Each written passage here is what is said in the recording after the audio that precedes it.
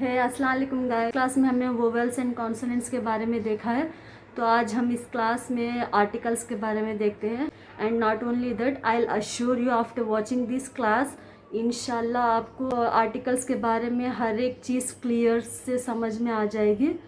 So let's start. Okay, articles. What are articles?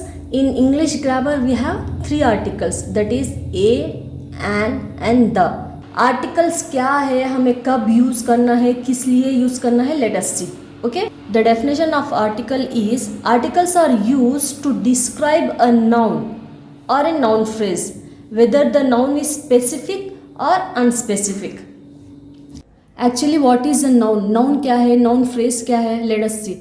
Noun is nothing but it is a naming word. Noun is a naming word that represents a name of person, place, thing. और noun phrase क्या है? Noun phrase is nothing but a short sentence which has a noun. For example, a good girl, the little boy, a blue pen. These are the examples of noun phrase. Understood? चलो देखते हैं. Articles are used to describe a noun or a noun phrase, whether the noun is specific or unspecific. Articles को हम तब use करते हैं जब भी हम नाउन को आइडेंटिफाई करना हो या फिर डिस्क्राइब करना हो कि वो स्पेसिफिक है या अनस्पेसिफिक है, तब हम आर्टिकल्स का यूज़ करते हैं. और हमेशा एक बात याद रखना कि आर्टिकल्स को हमेशा नाउन के आगे ही यूज़ करना है. For example, a car, a bus, an apple, the elephant or an elephant. You might get a doubt also that when to use a, when to use an and when to use the. हमें कब और कौन से word के आगे ये लगाना है, an लगाना है और the लगाना है. For this, have a look at this chart. Articles को हम टू पार्ट्स में डिवाइड करते हैं. One is definite articles and second one is indefinite articles. दा को हम डेफिनेट आर्टिकल्स कहते हैं और ये एंड एन को हम इनडेफिनेट आर्टिकल्स कहते हैं. What is the difference between the definite articles and indefinite articles means? So the definition of definite article is, definite article the is used to talk about a particular or specific or unique noun. जब भी हम एक particular noun के बारे में जब भी हम बात करते हैं तो उस नाउन के आगे हमें द लगाना है. Understood? And this definite article should B use before a singular और प्लूरल नाउन. ये पॉइंट मैंने क्यों बताया ये आपको आगे पता चलेगा. सो एग्जाम्पल देख लीजिए, the sun, the moon. And unique चीज के बारे में मैं बात कर रही हूँ. So I am using the before sun, the before moon. The sun, the moon, the books या द बुक भी बोल सकते हैं. एग्जाम्पल देख लीजिए, can you pass the books on the table. अरे यार लिखना ही भूल गई, sorry. Okay, can you pass the books on the table. मतलब क्या आप उन बुक्स को टेबल तक पास करेंगे. हाँ, उस बुक्स की बात हो रही है जो आगे वाले को भी उस बुक्स का आइडिया हो. पर्टिकुलरली बात कर रही हूँ मैं. सो नाउ यू अंडरस्टूड ना why I am using the books here. आप सिंगुलर बुक का एग्जाम्पल देखते हैं. Okay, where is the book. here I am asking that book which I gave you yesterday. Now you understood the meaning of definite articles. Definite articles को हम उस noun के आगे use करते हैं जो हम पर्टिकुलरली या फिर स्पेसिफिक बता रहे होते हैं उस नाउन के बारे में, जैसे कि the sun, the moon, the books या फिर द बुक. एंड हाँ, द बुक्स और द बुक का डिफरेंस भी मैंने आपको एक सेंटेंस के जरिए बता दिया है. जैसे कि can you pass the books on the table, where is the book that I gave you yesterday. So in this way we can use the definite articles before a singular noun or else plural noun. And now move on to the definition of indefinite articles. Indefinite articles are ye and an. Ye and an को हम indefinite articles बोलते हैं and it should use to talk about a general noun or when the identity is not known. जब भी हम उस noun की बात कर रहे हैं जो जनरल वे में बोलते हैं। General way in the sense मतलब एक पर्टिकुलर चीज़ के बारे में हम ना बताते हुए ऐसे जनरल वे में जैसे हम बात करते हैं ना, तो तब हम उस नाउन के आगे आर्टिकल को तो यूज़ करना ही पड़ता है। So at that time we use indefinite articles before a noun. For example a boy, a cat, an animal, a book. Understood? Now you may get a doubt when we have to use a, when we have to use an. मतलब किस noun के आगे हमें a use करना है, किस noun के आगे हमें an यूज़ करना है। Let us move on.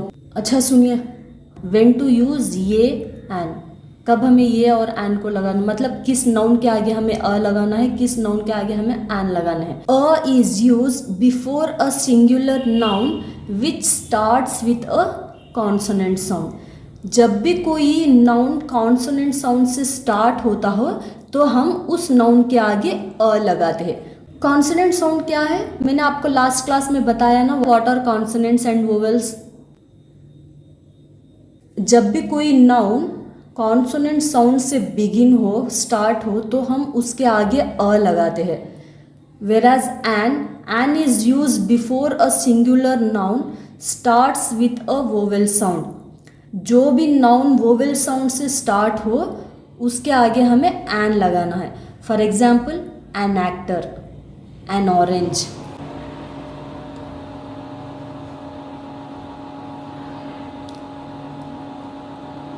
An apple,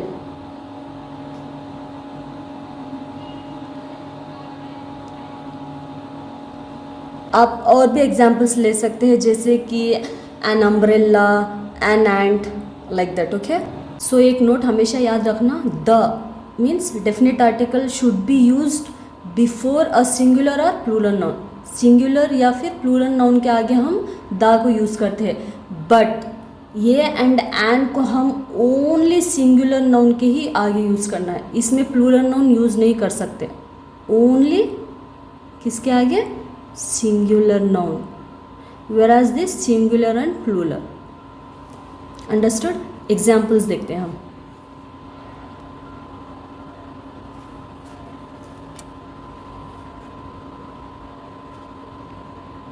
a car, a cars, this one is wrong, this one is right। an apple, an apples, right।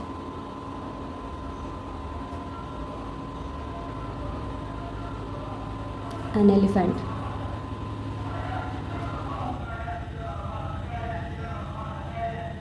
an elephants। समझ में आ रहा है? जब भी हम सिंगुलर नाउन की बात करते हैं तभी हमें ये एंड एन इंडेफिनिट आर्टिकल्स को यूज़ करना है। प्लूरल के लिए हम ये एंड एन को कभी नहीं यूज़ कर सकते। द एलिफेंट यूज़ कर सकते, फिर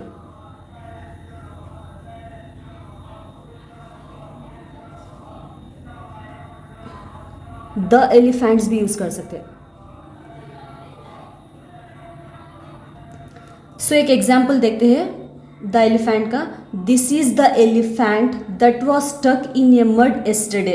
मैं उसी एलिफेंट की बात कर रही हूँ जो कल स्टक हुआ था मड में, तो I am particularly mentioning that elephant, so I am using the before the elephant. And the elephants are the largest animals in the forest. Elephants पूरे लार्जेस्ट एनिमल्स है, किसमें, पूरे एनिमल्स में, कहाँ, फॉरेस्ट में। सो सिंगुलर को भी मैं द यूज़ कर सकती हूँ एज वेल एज प्लूरल को भी मैं द यूज़ कर सकती हूँ। अंडरस्टूड? चलो हम कुछ एग्जाम्पल्स देखते हैं, क्विक रिव्यू हो जाएगा। Okay, so have a look, these are some examples. आपको बताना है कि हमें इस ब्लैंक में क्या फिल करना है, ये एंड द में से।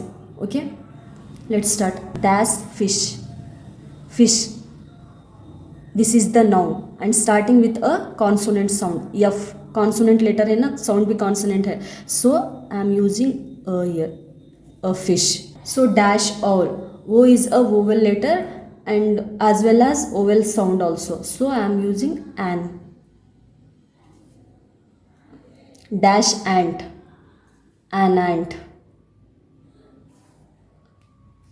Dash students are very intelligent.